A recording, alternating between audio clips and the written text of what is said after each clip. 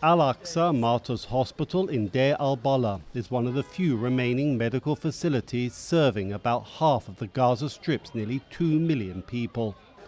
For Dr. Ibrahim Abu Sakur, a refugee from the north of Gaza, every day brings more casualties from the fighting between Israel and Hamas.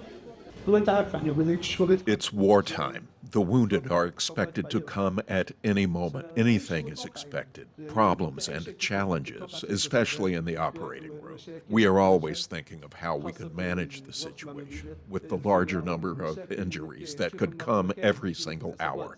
How and where to find a place for them and to treat them. Along with working to find beds for newly arrived patients, Abu Sakur is the hospital's head of general surgery.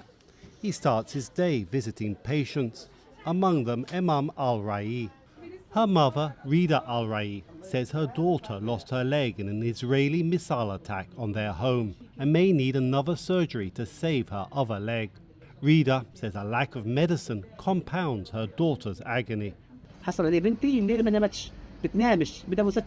Sometimes her screams fill the place. She almost dies from the pain.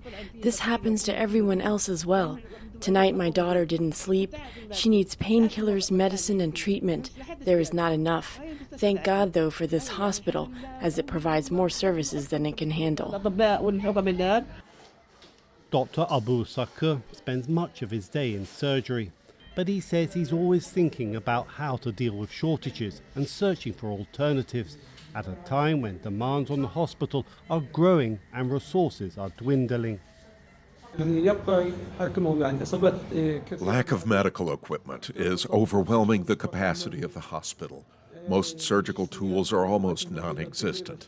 Asking for anything, the answer is always, we don't have it. There's none left. The condition in the hospital is indescribable, starting from the lack of medical supplies and surgical tools to the clinical capacity. After a day of performing surgeries, largely on the war wounded, Dr. Abu Sakur makes another round.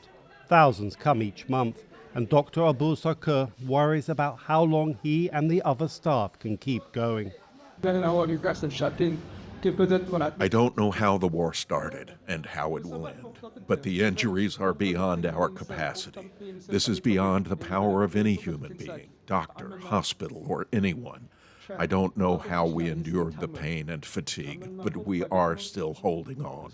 I pray that this war will end soon. With diplomatic efforts failing and the war escalating, there's little hope that his prayers will be answered or that relief will come for these patients anytime soon. With Enas Tantesh, Nedal Hamdouna and Amjed Tantesh in Gaza, Dorian Jones, VOA News.